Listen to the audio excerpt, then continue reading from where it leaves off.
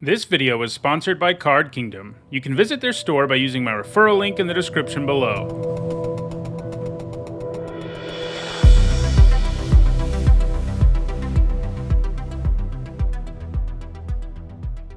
So Flump is not especially good. It's not like a complete disaster, but you know, definitely not the rare you want to be opening in your pack one pick one. But it's what we have here. So yeah.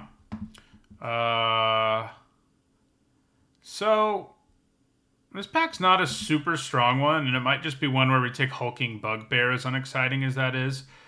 It's just a great aggressive creature. You know, I don't like Blink Dog a whole lot. You know, Dungeoneer's okay. There's lots of okay cards in this pack. Valor Singer, Ghast, but I think Hulking Bugbear is where we go here. This format's mostly about aggro. You know, I say that having recently managed 2 7-win decks that were blue-white, but still. Okay, well, we get a Mind Flayer here, so maybe we'll be in blue again, because that's a pretty good reason to be in it. That goes to show you how bad blue is, but also that some people are taking it too far.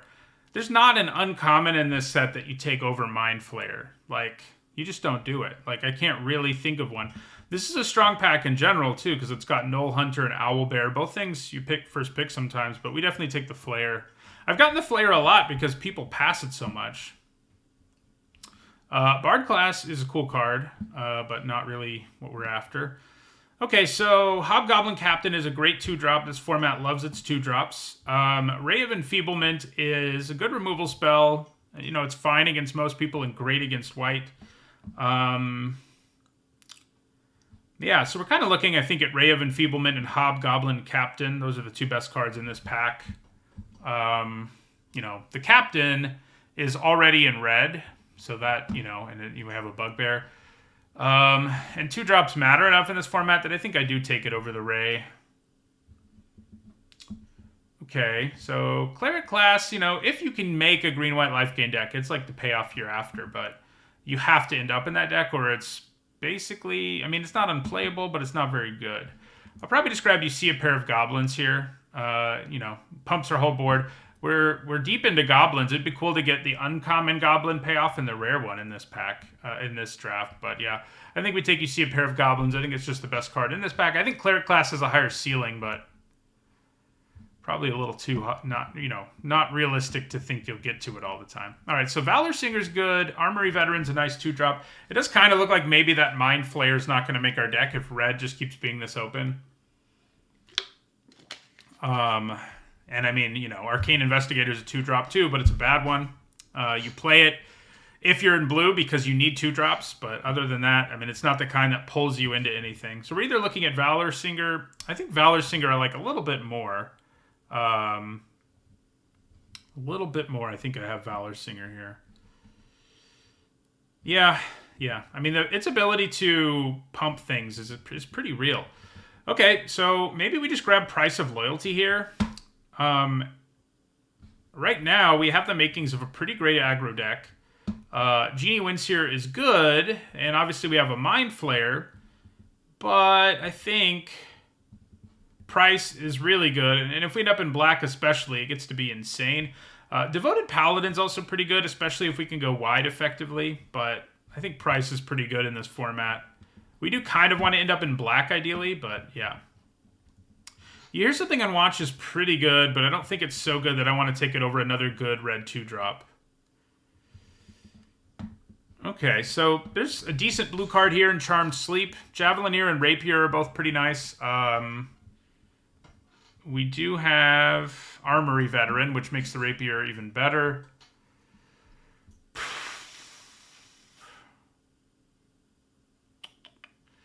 Charmed Sleep is definitely better than both of these. I think we'll take it. I mean, maybe we end up in a very weird, like, blue-red aggro deck, but that's not a disaster. Like, if the blue cards we're playing are, like, Charmed Sleeps and Mind Flayer, that's fine. Like, you know, I'll take it. Favorite cards for 2021? Can't remember their name off the top of my head, but the red-green Signpost in Kaldheim is definitely going to make that list. The one who makes treasure and then has the crazy ability, not treasure actually, but ice, but like snow things that can tap for snow mana. Svella, yeah. That's it. Okay, we don't really want Shocking Grasp. I mean, the best card in this pack is probably Clattering Skeletons. I think that's what we'll take.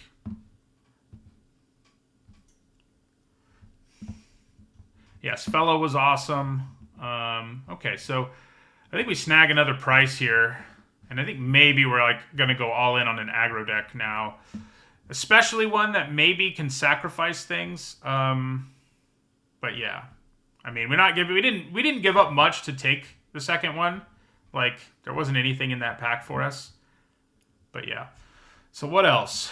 What else? I mean, Minsk is probably going to make the list, even though I haven't actually gotten to play with him. Just flavor-wise, like, for me and who I am. It's hard for Minsk not to be on the list. So he's definitely going to be on there. I haven't gotten to play with him, and I may not. I mean, these days, I only get to play the formats. I get to do about 30 drafts, because ever since I started the... Interesting. So Hexblade, Javelineer... Which do I want more? Hexblade, I think, is generally better, but... Yeah, I think we'll take the Hexblade. I mean, we kind of want to end up in Black-Red at this point with our two... We'll take this. But, what was I going to say? I was talking about something. Oh, I only get to play limited formats about 30 times a set and these days, which is a lot for most people, granted. But ever since I started the deck history series, it's a lot harder, and the history YouTube channel, it's a lot harder for me to do 2 streaming days a week. I've only been doing 1. I did 2 like the first few weeks of this being new, and then I went down to 1. So yeah, Price of Loyalty is really good. We definitely, I think at this point, as nice as Mind Flayer is, Black-Red might just be the better option now, because we have a great curve and we have 2 Price of Loyalties. And the reason you want to be in black is because black has access to a bunch of sacrifice effects. I think red has 1, right? It has the... Yeah, it has 1. It's the Pack Tactics 5-mana 4/4. So this card's cool, but basically impossible to make work in limited. I think we just take Kalain. You know what's weird? is lately we've been drafting black-red treasure decks that look pretty good. And... we've gone like 1 and 3 with them twice lately, so we'll see where this goes. We do desperately want Sepulchre Ghoul, but I think Kalain is good enough to take over it. But we do really want this sacrifice effect. But Kalain is great. Gives us treasure. She's a treasure payoff, etc. So right now, I'm going to leave Mind Flayer in, because if we end up with enough treasure, we can maybe splash it. That would be cool. Right now, I guess that's our only way to make treasure is Kalain. So we don't have a lot of treasure yet. I mean, Clattering Skeletons can help, but needs some work. Sepulchre Ghoul is good, but I'm not sure you want to take it over Kalain, even when you have 2 Price of Loyalties. So yeah, I would love to pick up like a ton of treasure and sacrifice effects, and then we can just play Mind Flayer. And Mind Flayer actually is kind of funny, because it steals a creature too, but it does it permanently. But like, I guess if something went wrong and our opponent killed our Mind Flayer, we might have a way to sack what they would normally get back. It's kind of cool, I guess. Oh my god, why Paladin class? This world is pulling me in many directions. So, we have a Deadly Dispute here, which is quite strong. I mean, it's very good at in this deck when we have 2 Price of Loyalties. However, Paladin class is really good. Like, takes over the game good. Like, definitely, it's maybe in the lower tier of bomb range, but it's definitely a bomb. I just don't think I can pass it here, and we're not so deep in black that we have to go into it. I think we take Paladin class over Deadly Dispute. We could easily just turn into a red-white deck, and that wouldn't be a bad place to be, honestly. I mean, our deck has the pieces you want for that deck. And we just picked up an incredibly powerful card. It's another card we could potentially splash, too. So, yeah. So, okay. Wow, this pack's good. So we've got Dancing Sword, which is incredible. You know, it's just a great equipment on its own, and then it can turn into a creature when it needs to. Tiger Tribe Hunter is one of these sack effects that you can pair with Price of Loyalty. And we have another Kalain. Like, not to mention Precipitous Drop. So, oh my god. Hi, SDF Creamy. And Mazal Tov to you and your wife. Or Mazel Tov, as people often say in America. Yeah, I think we take another Kalain. I don't know if that was right. I don't know. Okay, well, we're grabbing Sepulchre Ghoul here. Feels a little better that we've gone this route now. We're going to take Sepulchre Ghoul here. Yeah. So, okay, all right. Black-red does seem to be materializing. I think we take Dragon's Fire here. Great removal spell. Valor Singer, Plundering Barbarian, Horde Robber. Those are nice too, but we do need removal. So, okay. So, yeah. What a weird... I think Kalain was the right thing to do, but, you know, I've been bit by... Is she a vampire? No. That would have been funny if she was. I've had problems with her. I mean, I've had decks that look like they're going to be so good, just fizzle, including one that had 3 Kalains. So I think we take another Sepulchre Ghoul with the Price of Loyalties. It's just going to be better for us than Armory Veteran. So I think we're in business now, pretty much. If we could splash the class, that'd be cool. If we could splash Mind Flayer, that'd be cool too. Right now, we don't have the means to splash either. And we'll probably only be able to get the means to splash 1, so... Dungeon Crawler's not really for us. I think we probably just grab an Armory Veteran here.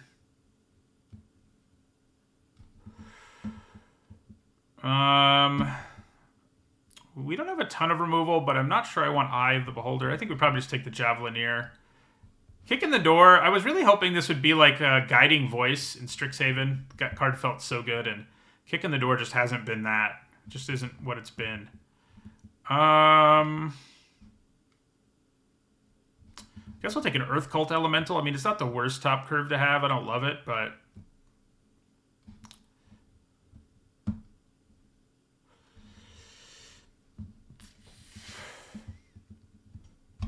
Yeah, I'll take another one. It's not true that red has no venture support. It's true that it has almost none, though. Yeah, if Kick in the Door were white, it would be a lot better. You're not wrong there. Okay, well, we get a Tiger Tribe Hunter, which lines up well with our steel effects. I think we, right now, could jam like 4 Price of Loyalties in this deck and be pretty happy with it. So we do have 2 Armory Veterans. Maybe we want a Rapier more than a Javelineer here. So black is not super open. I wonder... That's a nice late Valor Singer. Red is so open that maybe it doesn't matter what our secondary color is, but yeah. Okay, so Skullport Merchant's great. Gives us another source of treasure. Gives us, you know, a nice body that has a good effect. I wouldn't hate Shambling Ghast, of course. But yeah, I think we take the Merchant. Yeah. Over Fireball and Unexpected Windfall. Windfall. It's one of those words I learned from Magic like a long time ago, like as a kid, and I can't remember which one's the right way to say it now. We'll grab another You See a Pair of Goblins. I mean, those bodies can be sacrificed. Yeah. So we could try to pick up more fixing, but I think at this point our deck's probably going to be better if we just sort of streamline it into a black-red deck. Right, another Dragon's Fire is pretty good. So there's another Tiger Tribe Hunter. So one thing we have a decent number of 2s, actually. I don't think we take a second Tiger Tribe Hunter. I think we actually need a little bit of removal earlier, and I think Improvised Weaponry gives us that. Also gives us treasure, so I think I like it more than the Hunter.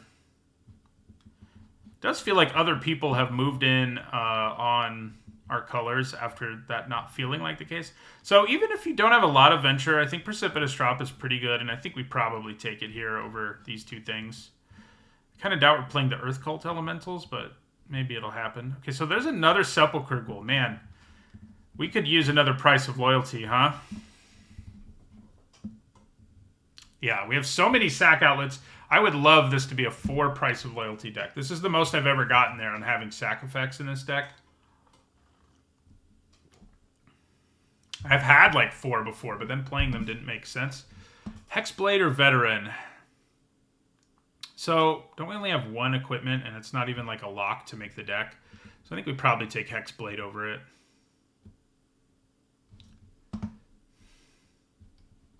Our curve looks great. We've got a lot of aggro. We have the sack thing going on, though. I wish I have more sack outlets than I do Price of Loyalties by a pretty wide margin, but that's okay. Got good removal, nice curve. Yeah.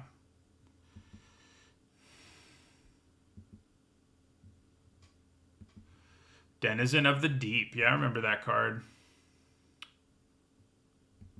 It's like, what, an 11 a mana, or a 9 mana, 11/11 that makes you return all your creatures to your hand, or all permanents even? I don't remember, but it has a massive downside. Hey, so I think we take another Bugbear for sure over Fate's Reversal. That's a nice thing to pick up that late. I was thinking red had been, other people had moved in on it. Maybe they have, but we still get another Bugbear, so.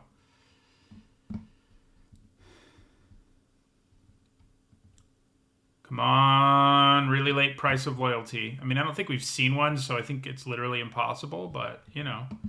I'll take this Ghast. I think it's a little better than the Windfall. There's Kick in the Door. There's Boots of Speed. Are we hurting enough for removal that I kind of want to consider the Pit Trap? I think maybe we are, sadly. Yeah, Ghast has been, you know, quite good. I'm trying to remember what I gave it in my review. I want to say I gave it a C+, and I think that's still where I'd put it. So maybe it hasn't overperformed that much, but I don't know. Maybe it's a B-. It's close. I mean, it's pretty important if you're in a deck that isn't aggressive that you have Shambling Ghast or other early things to do anyway, so we're not going to get any more Price of Loyalties, which is sad, because this was, like, the deck to do it in. Do we have enough treasure to be splashing? I don't know that we do. We have 1 card, 2 card.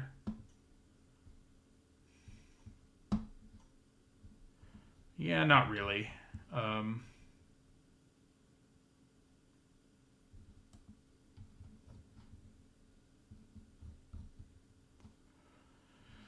Yeah, it might be a B-, but, like,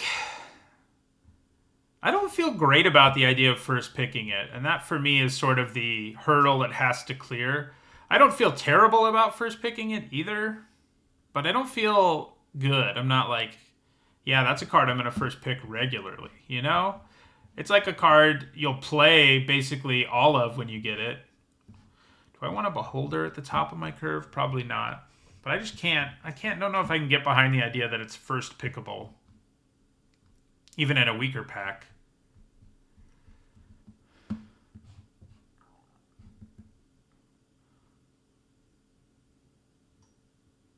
So we'll see if our trend continues. You know, every time we've drafted blue-white lately, we've won 7 games. And every time we've drafted black-red, we've won like 2. Which is like the opposite of how it should be. But that's how it's been going for us. So I don't think we play a Beholder at the top. I mean, we have the things to do in the late game without it. I mean, like, Price of Loyalty is basically like a later game play. It can sometimes be earlier, but... So I don't think we play the Beholder. I think we probably cut the Pit Trap. I mean, we do want removal, but it's clunky enough that I don't think I'm super interested. God, we got so many sack outlets and only 2 Price of Loyalties. At least it's more than 1, I guess. One could say... This deck's hard to cut from. I mean, we can definitely go to 16 lands, and that helps a little, but we still need to cut 4 cards. We don't have any of, like, the Death Touch nonsense, so I'm not sure the Javelineer is great for us. We could consider Paladin class a little bit, but I don't think we have the necessary fixing for it to be consistent. I mean, Precipitous Drop isn't amazing, but in this deck, I can envision it sort of making a creature, either killing a small creature or making something small enough that I can just swing out. So maybe it's, I mean, the skeletons aren't great. They have okay stats and they venture, but it's not like we get any real value out of venturing. So that's a pretty easy cut. I feel like with 2 veterans, I want to try to hold on to this rapier.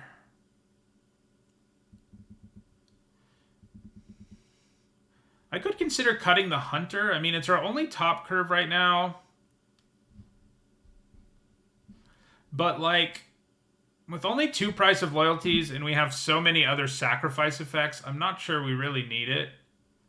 If I had 4 price of loyalties, I think it would be a lock, but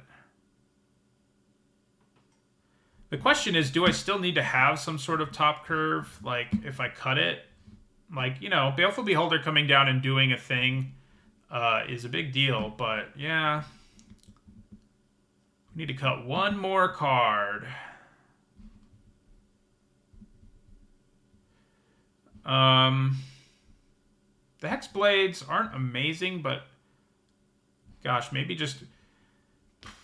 leaving the Tiger Tribe Hunter and cutting like a veteran and a rapier, but probably not. Yeah, we can maybe, you know, we could probably go down to 15 now. You're probably right about that. It's a little dangerous. I wish one of them was an Evolving Wilds pretty badly, because only 7 black sources is a little bit rough, but you know, I think we can swing it with what we've got. I mean, our curve is crazy low. Let's just hope we run into a bunch of creatures, people trying to play Hama Pashar and stuff like we were in our last draft. Yeah. All right. Let's see. Let's see if we can break our recent streak of bad luck with black-red. I mean, we've even had Ebon Death in 2 of the decks that we did badly with recently in black-red. And meanwhile, we're going like 7-1, 7-2 with blue-white. I mean, it evens out, I guess, but it's pretty weird. Pretty good hands. So we can play turn 2 Kalane into Bugbear, who will be a 4-4. That's insane. And we have 2 of each of these, so this may happen more than once. That would be cool.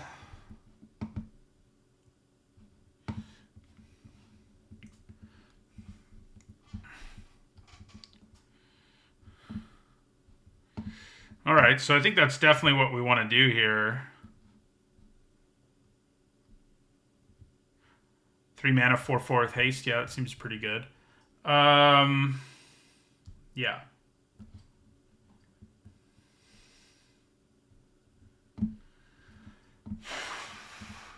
I think we just attack with the Bugbear because I'm willing to block that Guild Thief. I mean, we don't have any more treasure in our hands, so we've kind of gotten what we're going to get out of Kalane. So I guess I could have also attacked according to that logic, but okay, well, that works. So let's play the Valor Singer here. Do we want to buff Kalane here? Yeah, I think so. We'll attack with both of these. So you see a pair of goblins should, and or Price of Loyalty for that matter, should be pretty helpful.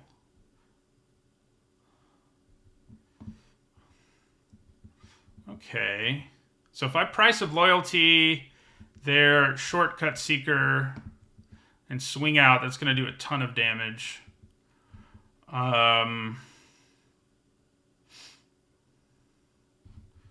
I could also just plan on using You See a Pair of Goblins, though. So it'll be 4, 6, 7, 8. So it would be lethal. They'd have to block something. The flip side is they'd get their Shortcut Seeker back.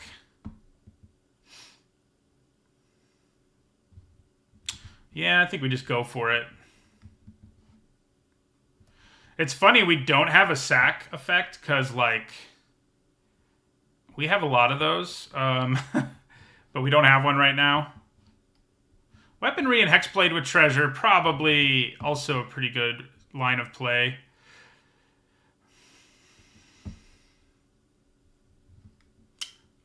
We will scry. Another Hexblade. That seems fine. So they get their Seeker back. They're at 4.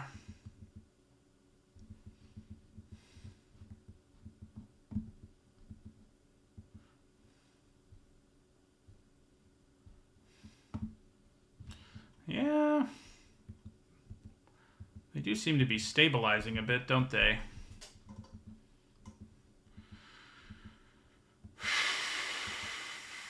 So if I put the buff on Kalain and swing out, I can kill them with You See a Pair of Goblins. And they only have 1 blue mana, so it's kind of unlikely they can do something about it. So I think we buff Kalain here and swing. I also have lethal with improvised weaponry, potentially. But this way, I also kill the skeletons would die anyway, huh? So there's actually not a reason to use You See a Pair of Goblins here if we don't have to. I mean, I think they're dead either way. So I think we just let this happen in case something crazy happens. Oh, you know, if they gain 1 life here, that's not going to be good. That's really not going to be good. I really effed up there, yeah. Okay, well, we're still not done, but I maybe was thinking a little too much because I think it was obviously better to just use You See a Pair of Goblins when they had the opportunity to just gain life. So I may regret that.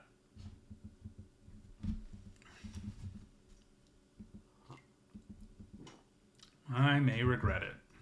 Okay. Looks like I won't.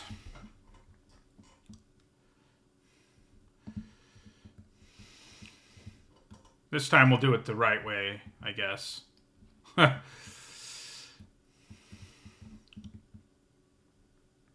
This way, we do get to kill a thing, too, so...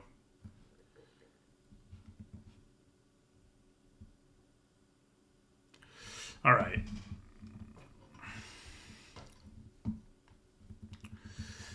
Took a turn longer than it should have. Luckily, we didn't suffer too much from it.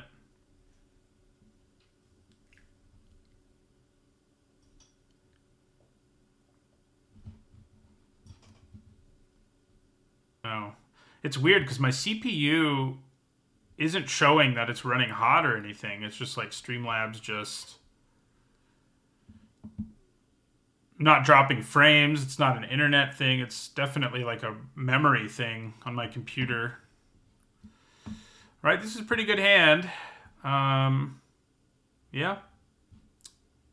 Works for me. Too bad we didn't get that, the talisman, the black talisman, you know? Could have been sweet. Okay. Mirror match, it looks like.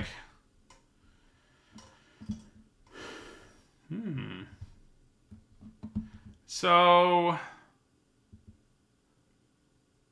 right now, playing Kalain isn't really that impressive. I think maybe I'm just going to play Armory Veteran. I need to Dragon's Fire that ghoul at some point is the thing, though. And it might just be better to do that rather than play something out that they can then price of loyalty. Yeah, let's just kill it. They can sack to it if they want, obviously, but they're not going to.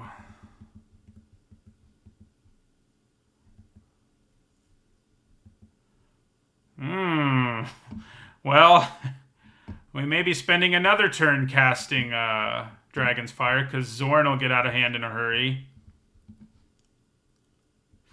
So let's do that. He doubles treasure, so didn't really want to deal with that. You got a gas? That'd be cool. I'd be down with it. Nope. However, they didn't have a target for their gelatinous cube, and that feels kind of okay. All right, so I think we play Kalane and then Armory Veteran here.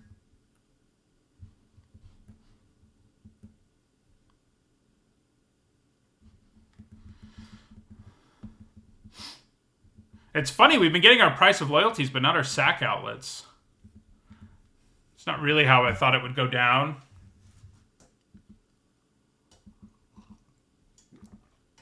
So, do I feel like this is a game I can win in the long run?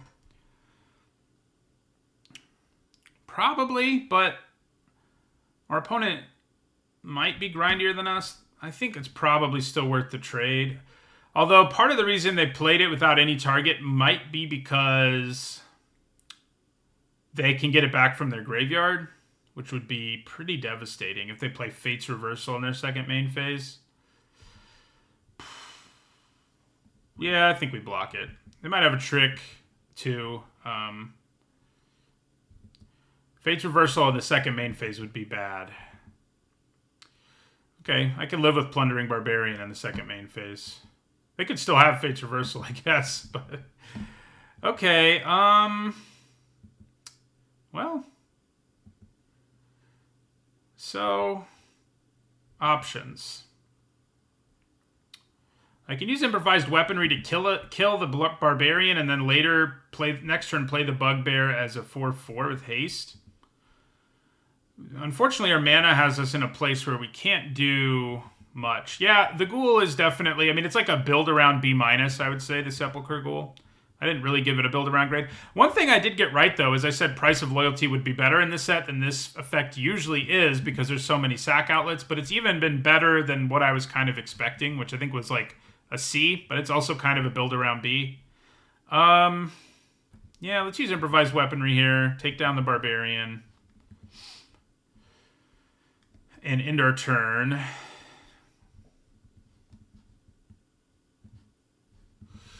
What a weird game between black-red decks this has been. Yeah, we've just been killing each other's everything. We both still have pretty high life totals.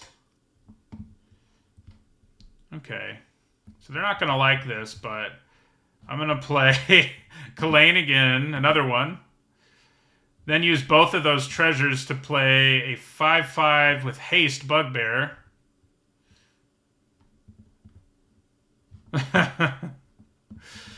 So what we would like to find, especially, is a sack outlet, but I don't know if that's going to happen. So yeah, we just attack with Bugbear because of the Ghast's ability, which would kill Kalane, and it's not really worth... I mean, I guess I would do 5 more damage, which maybe is worth it, but... So the fact we have their board empty feels pretty good because a lot of times this deck, the black-red deck, needs like a thing on the table and a Price of Loyalty in hand to actually do things. So it'd be nice if they can't. Oh, that's sad. That's really sad. We continue to kill each other's things. So I think we go ahead and make 2 goblins with this. Drop them to 12. Hold on to the swamp. Yeah, that's not so good. Okay, that helps. So I don't have any more treasure right now. I kind of think swinging with all and then using the rapier to kill whatever he blocks is worth it here. Yeah.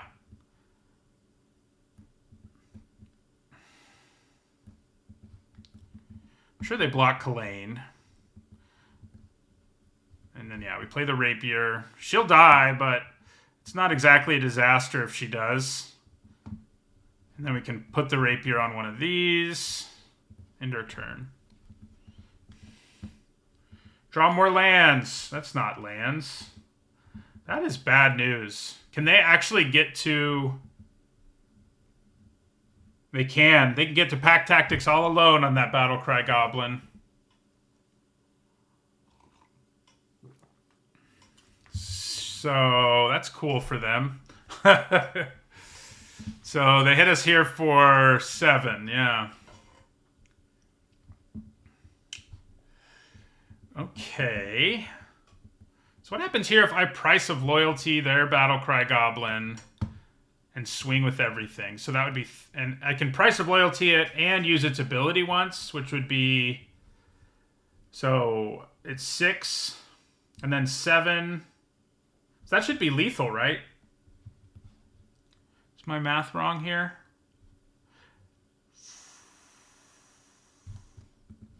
Because it'll pump my goblins. I'll get another goblin. And I can actually wait to pump. So yeah, I think we go Price of Loyalty.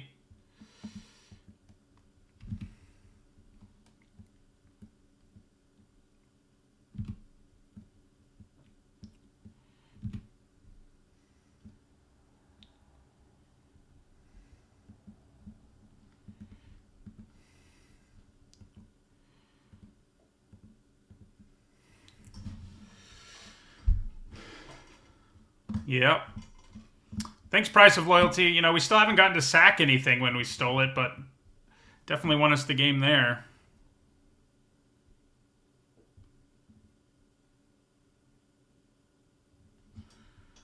I am not going to update my record because I don't want things to freeze up again. So we're 2-0, though. We're 2-0. Not 1-0, as it says.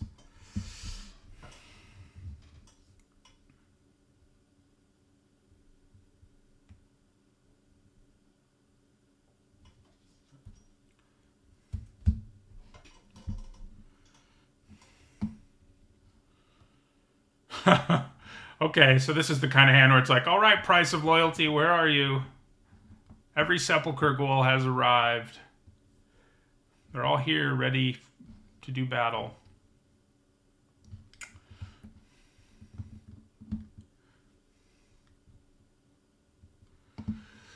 All right. How do you think we lead with the Hexblade just because it's more likely to be able to attack alone?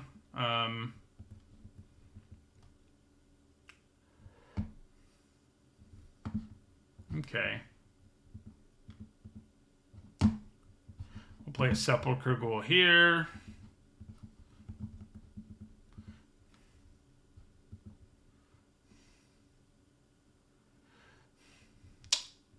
So if I sack this, they don't get the treasure, so I may as well.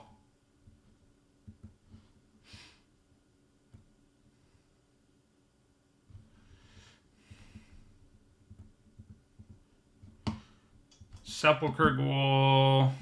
Sepulchre Ghoul. Oh, boy. This is another black-red deck, by the way, that we're up against. We want them to play something we can kill with our drop. That is not something we can kill with our drop. And it gains them life, which is really annoying. That'll work, though.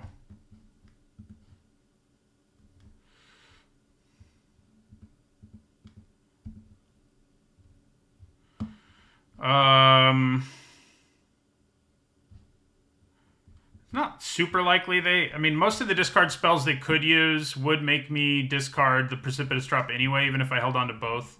So I'll just play the land. Play something small. It's looking kind of unlikely. Okay, so I can save one of them.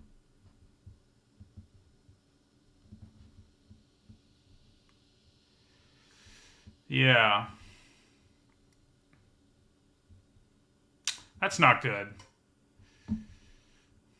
That is not good. So we do put Precipitous Drop on this thing. The annoying thing is, even once I do that, it's big enough that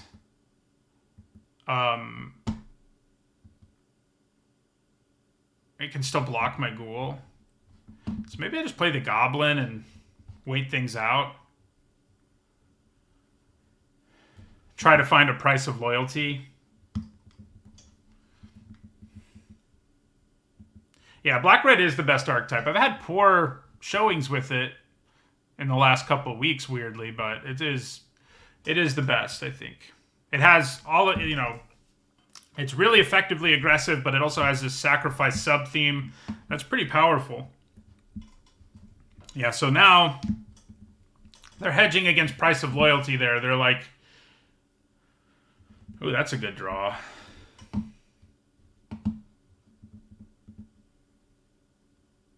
So that drops them down to 5, which is a pretty big deal.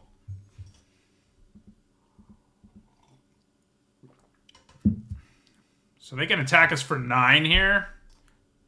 They've got to have a way to kill us, right? That's the only way this makes sense. Attack for 9, and then pump a creature.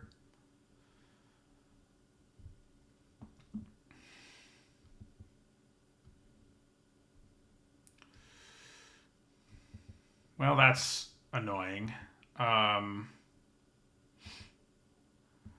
So I can survive here.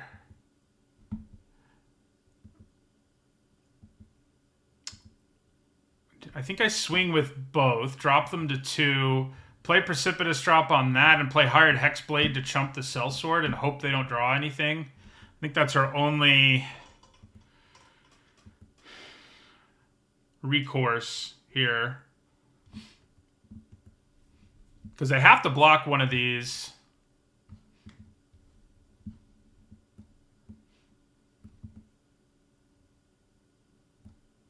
And obviously it's going to be the Bugbear, and they go to 2. So then we put Precipitous Drop on Orcus, so he can't do lethal to us next turn.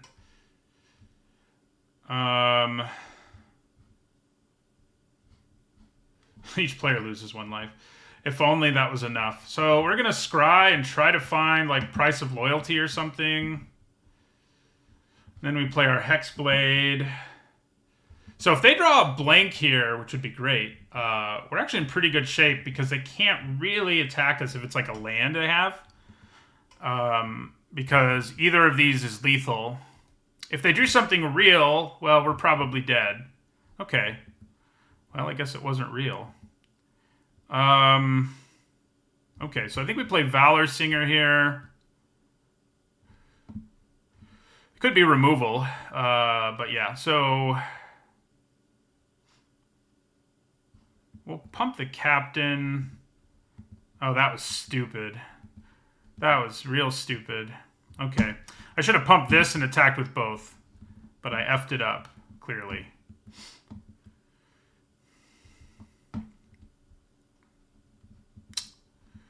Because if I had pumped this and attacked with both, either both blocks would have killed their creatures.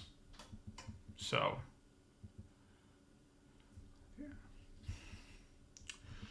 And I didn't give him first strike. That was really bad. I deserve to lose now. We won anyway! Yay! Sort of a... I don't want to say Pyrrhic victory because we're, it didn't ruin our entire war per se, but it doesn't feel good when you F up and still win exactly, Not exactly. All right, we are 3-0. Not updating the stats because every time I've done it today, it's caused problems with the stream. So we're not 1-0, we're 3-0.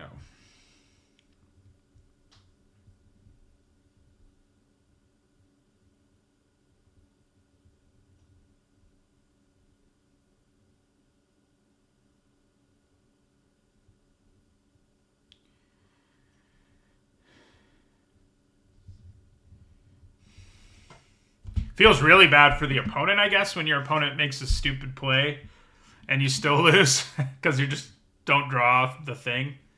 All right, pretty good hand. We would have really liked that Battlecry Goblin. At least we got to steal one and use it because our deck just has so many goblins.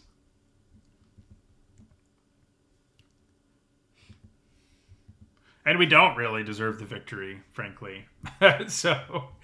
So it should feel that way. So drawing another red would be nice for Mr. Bugbear.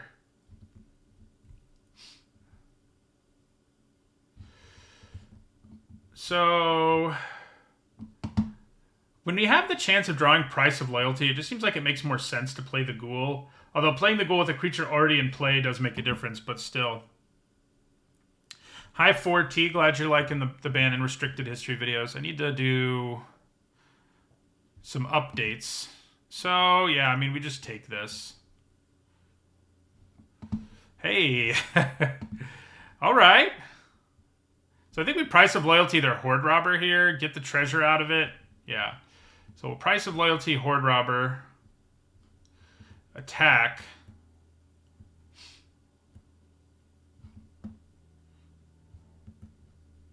And then sack the Horde Robber. We do less damage that way, but we made our mana a lot better. And I can live with that, I think. Yeah, that's not good. That is not good. Okay, so we have to kill that lifelinker.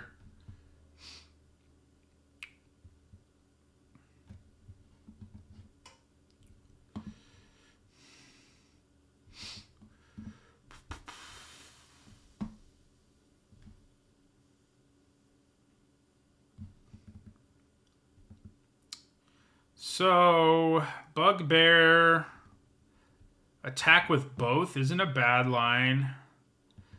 It's not a great one, I guess, because I guess just Bugbear attack with Bugbear is probably better.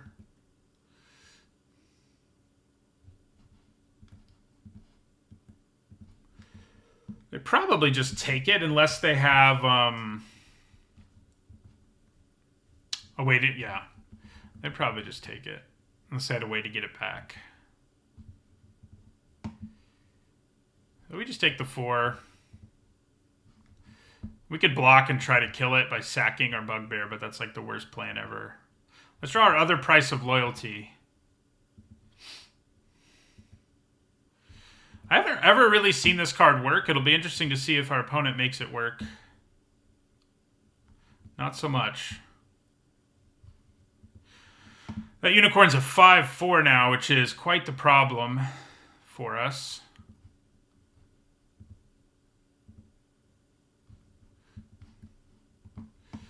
Okay. So I think we attack with Bugbear here.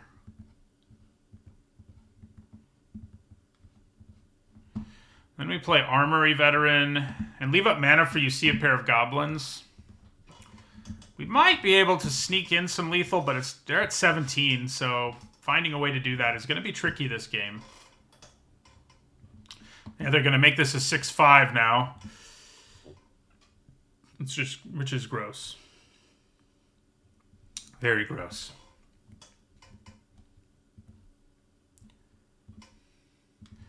I think we just take the hit if it attacks us again. I mean, we could try to chump with goblins, but we're just going to take the hit.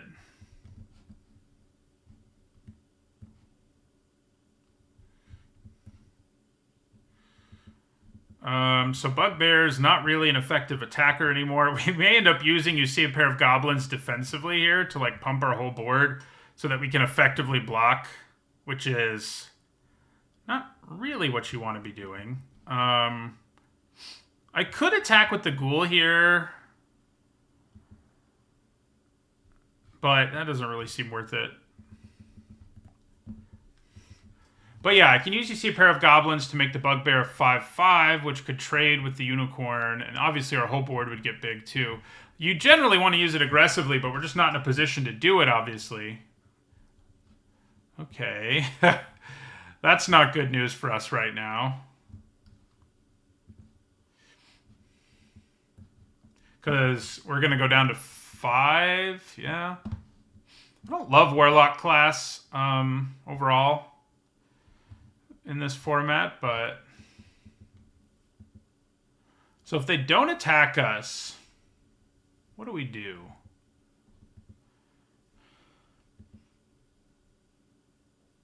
Will it make sense for us to attack back? Maybe.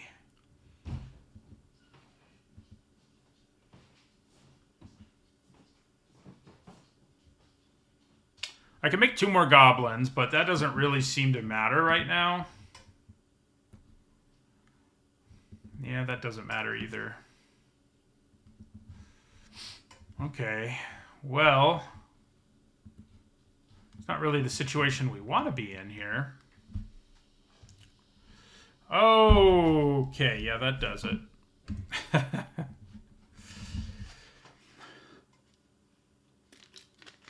Yeah, that did not go our way. You know, the life gain deck probably is a pretty good matchup against really any of the aggro decks in the format, because gaining life, I mean, when your whole plan is like win quickly and then you don't have much of a late game, gaining a bunch of life is a good way to beat, you know, red white and black red and red green in this format. I don't know if I've really drafted like an insane green white deck in this format. I think I've had green white decks where I had like a little bit of life gain, but nothing over the top. And I guess our opponent didn't really go over the top either. They just gained some life and had a big unicorn. But that's like enough. Especially because we're really lacking like Grim Bounty. Like we can't kill things after they get above 3 toughness. Other than by stealing and sacrificing them anyway. Right, this is a keep. Even without black mana, we can play 3 of the cards in our hand. So we're also going first, which is nice.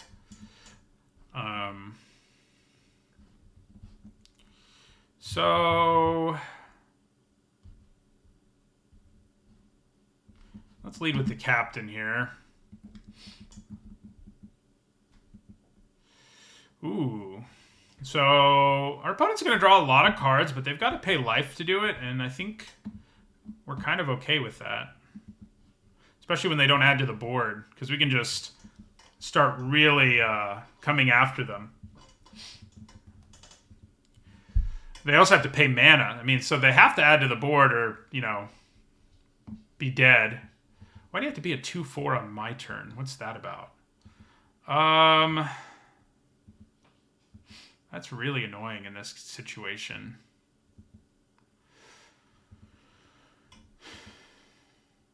I guess it can't kill my Valor Singer, so it's not as annoying as I was thinking. Yeah, so we just attack here. Make Hobgoblin Captain a 4/1. Attack with both. So they can block the Valor Singer, but they go to 10, and then I can kill it with Dragon's Fire on their turn, or I can use Improvised Weaponry now and still add to the board this turn. I think maybe Weaponry is better because we get to add to the board. Oh, no, we don't. We don't have the mana. I was thinking it costs 2 as well. Probably still better just because our opponent could have ways to save it on their own turn. Yeah, we'll use the Weaponry here. It also gives us black mana, which I think we're pretty happy about.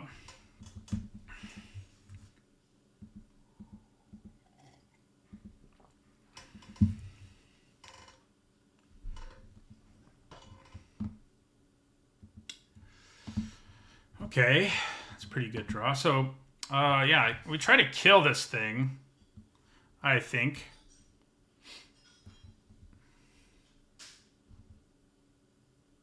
I mean, we could just attack again.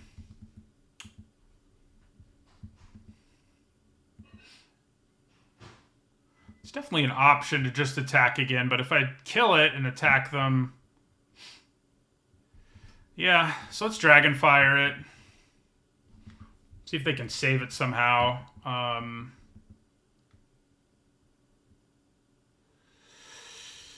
Okay, they can. It's probably still worth attacking with both here, though. Because then they have to block. They go to 6. So they can't block the Hobgoblin Captain. So we get the blocker out of the way. They go to 6.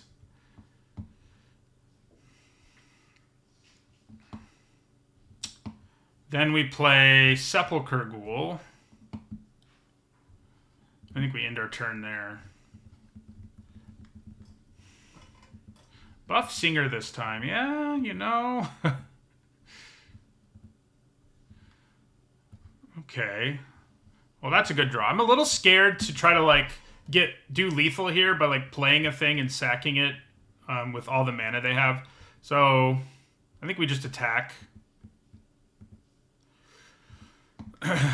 Looks like it might have worked, but I just don't think the risk was wise. So I think we play Armory Veteran here, and Skullport Merchant, and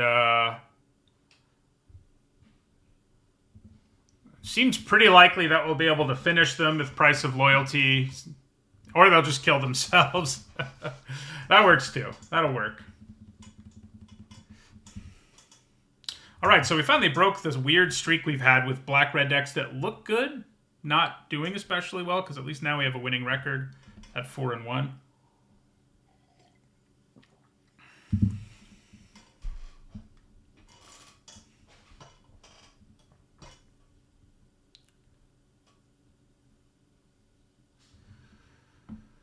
Pretty good hand. I mean, you know, I would love to trade a swamp for a mountain.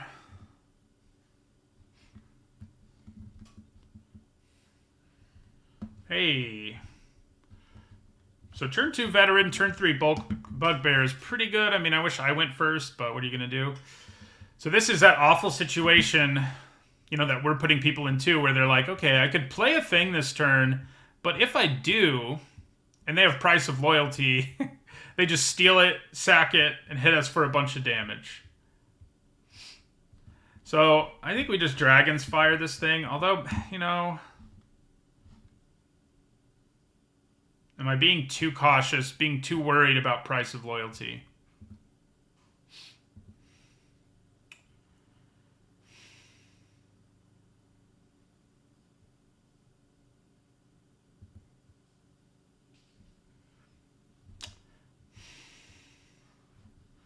Yeah, I'm going to play a real creature here. I think doing so is advantageous, you know, unless they play Price of Loyalty, in which case it wasn't. We'll take 2.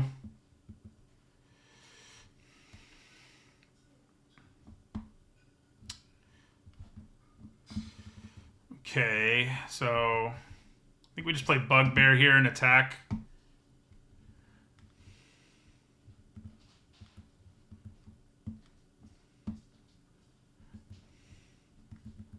Please don't have Price of Loyalty. This is a game that, given our color pair, we're in the same color pair and have Sepulchre Ghouls and stuff, Price of Loyalty is very likely to help determine the outcome of this game.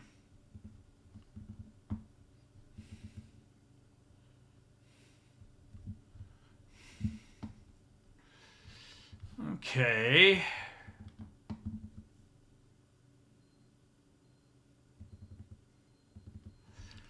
So... I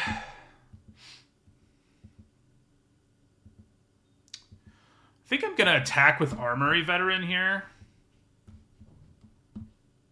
See what they do. I'm sure they just take 2, but I think it's worth the try. And then we play our own Sepulchre Ghoul.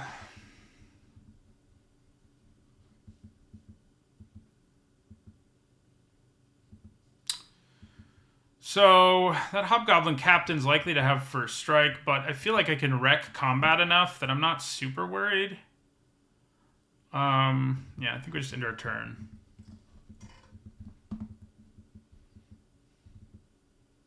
I mean, the captain is not getting blocked. That much I can tell you. Yeah, if Black-Red's open, I mean, it's definitely the best deck in the format. And there's so many good Black-Red cards that... generally speaking, like 2 drafters can be in on it. You may not get the Sepulchre Ghoul combos, but still have a pretty good deck overall. Well, isn't that interesting? So, I think we probably Dragon's Fire their Sepulchre Ghoul here in response so that ours doesn't die. Yeah. So we're going to Dragon's Fire their Sepulchre Ghoul. I'm glad they, you know, that's what was nice about playing our Ghoul this turn was, yeah. So now to get what they want, yeah, so I mean, we could block the captain. I don't think we do. I think we just take 5 here. Maybe they sack their own vampire spawn, but that seems pretty unlikely to me. Good draw. I like it. Because that just lets us kill Hobgoblin Captain. I guess I can just attack with my Bugbear first. Although I don't have anything that can block if I attack with my Bugbear. So maybe it's not worth the attack here. Yeah, no, it's not. We'll just put Precipitous Drop on the Goblin. We will Scry. Okay, we'll take removal. I mean, Price of Loyalty would be better, but we'll take removal. Okay.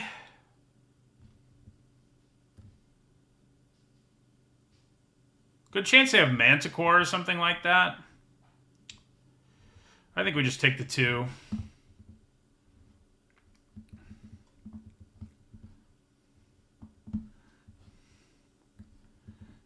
Do we try to race them here?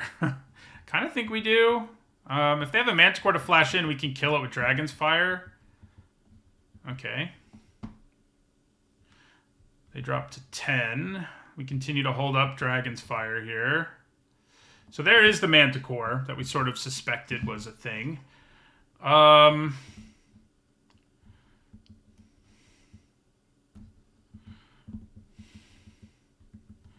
Which of these do I want to kill more?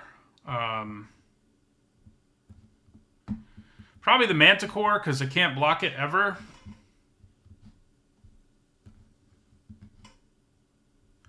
I definitely could have waited to kill something until like their second main phase, like a blocker, but it's not like I have lethal anyway. If I had lethal, obviously that's what I would have done, but that's obnoxious.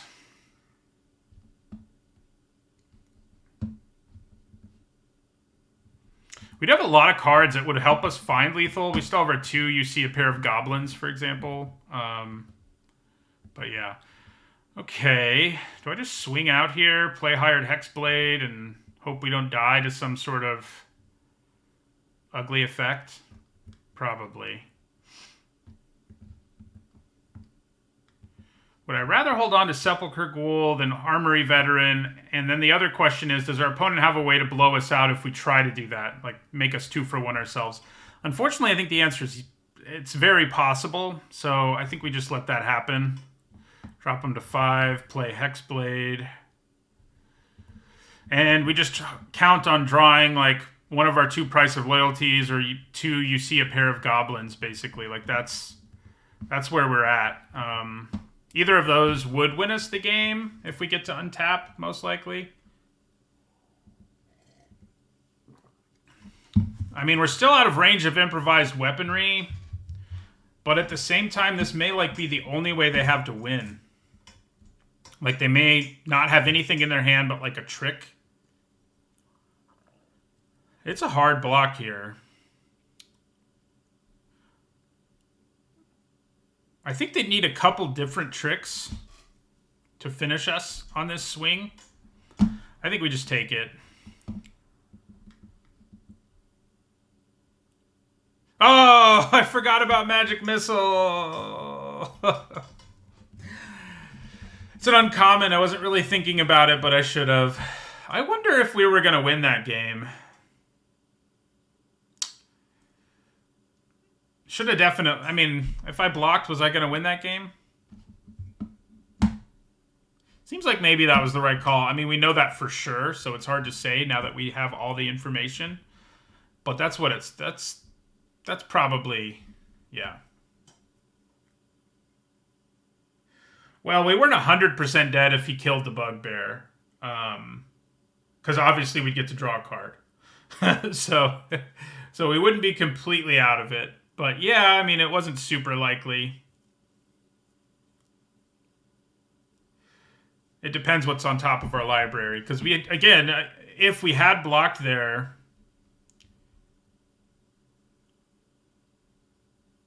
How would Price of Loyalty not given me lethal? I would have still... Oh, I would have only had 1 creature. Right, this is pretty good. We need a 3rd land pretty soon, but in the meantime, we have removal spell, cheap creature, rapier. We haven't gotten to put the rapier on our menace guy, which has been a bit of a bummer.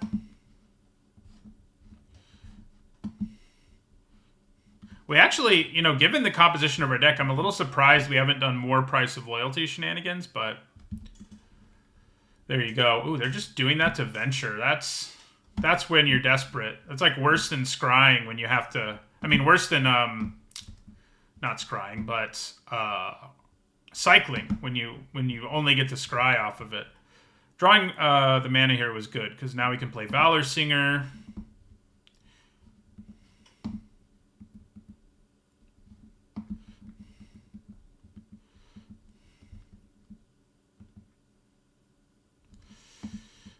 man, if we had red mana right there. Imagine that world. Okay. So I think we probably just attack here and leave up our things, whether it's our removal or our you see a pair of goblins. I mean, we could play the rapier just to do more damage there, but it doesn't really seem worth it to me when we can use one of these. Yeah. All right, so they do take that creature down. They're definitely interested in venturing. I haven't seen very many black-red decks that are, but I can't imagine they'd be playing... Although, you always play Precipitous Drop. You know, we may not know anything, because both of those cards are pretty good anyway, the two that they played. So I probably just make a couple 1/1s with you see a pair of goblins.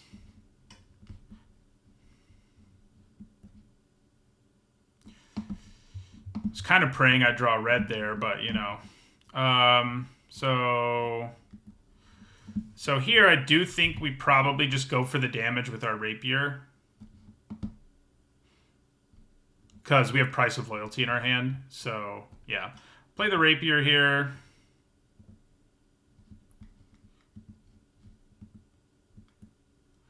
Drops them to 6. 5, actually. Math. So, any creature we can steal and do lethal, if it's one creature. Their plan could be to use their den, but we can blow it up. Yeah, so that'll do it. That will get us there. We can actually get there a number of different ways, but obviously stealing their creature is the most fun of them all.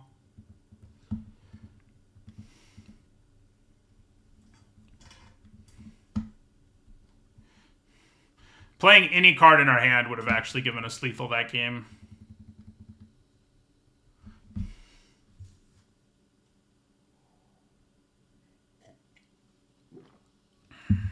So we're up to 5 and 2.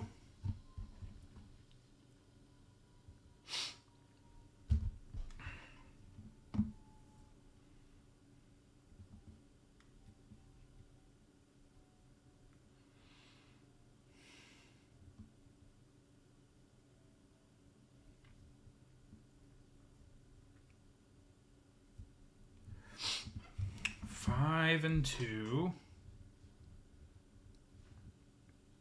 So we're in the green, at least.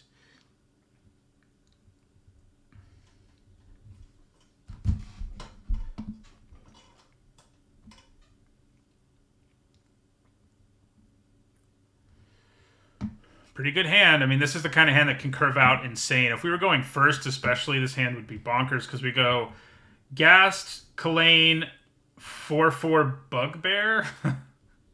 Like, that's a pretty good start. I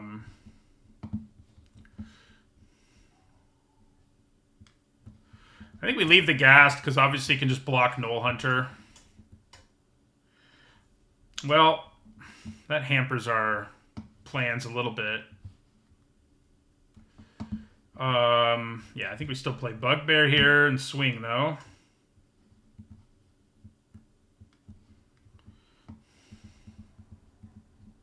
Use the Hexblade to draw us a card, which will be nice. Wow. A whole lot just happened, huh? I think... Okay. So I guess we're going to Hexblade here.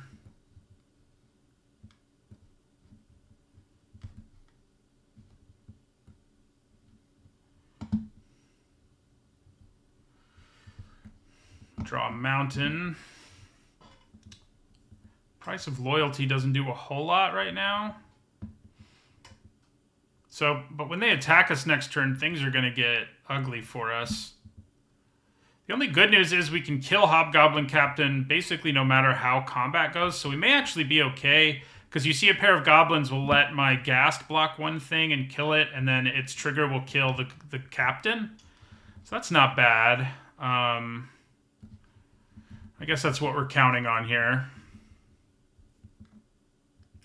Oh, no. Does that mean they wait? Guess we're about to find out. Darn it. Why'd you wait? It sort of feels like I have to hold on to You See a Pair of Goblins to have a chance here. But maybe not. I mean, I think getting 2/1/1s is pretty good here.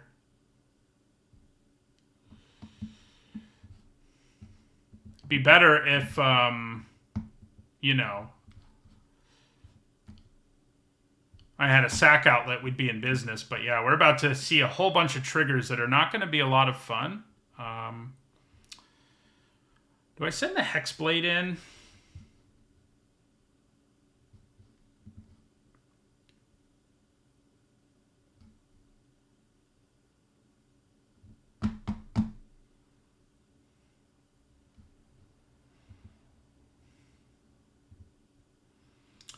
As a 2/2, it's not like it can effectively block any of this stuff because this will be a 3/3 and this will have first strike, but it could team block something. Like double block with Hexblade and Ghast on Knoll Hunter, for example. Yeah, we probably don't attack. This isn't really where we want to be on the other end of all of this pack tactics going off. But it's where we are. Okay. So let's hope.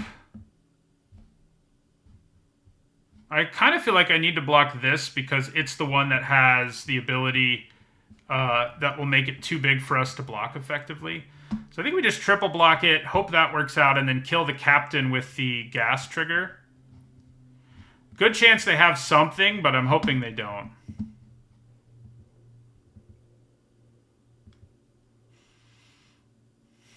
If they do have something, me throwing all my blockers in front of it probably still would have blown us out.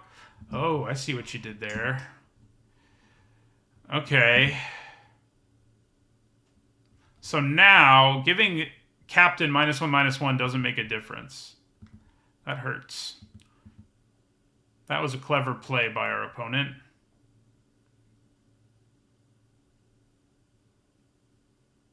So, I guess we want treasure. We have Price of Loyalty after all. Gross. Okay, so yeah, we're in some trouble, I'd say. Probably 5/3 is where we're going to get. This is a very good pack tactics deck. I mean, the fact that they have 3 cards in play that say pack tactics on them tells you that, you know? Oh, God. Okay, so we'll block that. And I guess we'll double block this and just take 6. I mean, they can actually do 8 to us. We're pretty much dead anyway, but they decided not to do 8.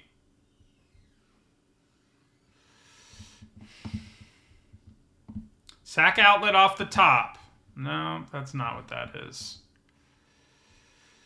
That is not what that is. And they still have the necessary power for pack tactics, so we have to block both of these and then die, basically.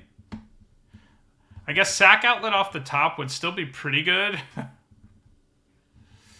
So I didn't have to block that, so that was kind of dumb of me. Interesting, okay. We've got one more turn in us.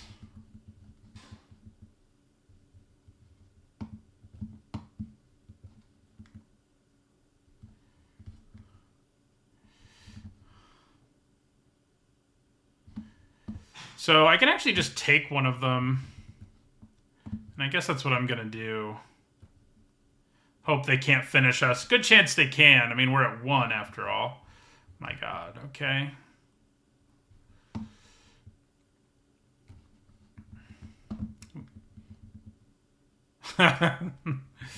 We just keep drawing things that actually keep us alive, but just barely. Wow.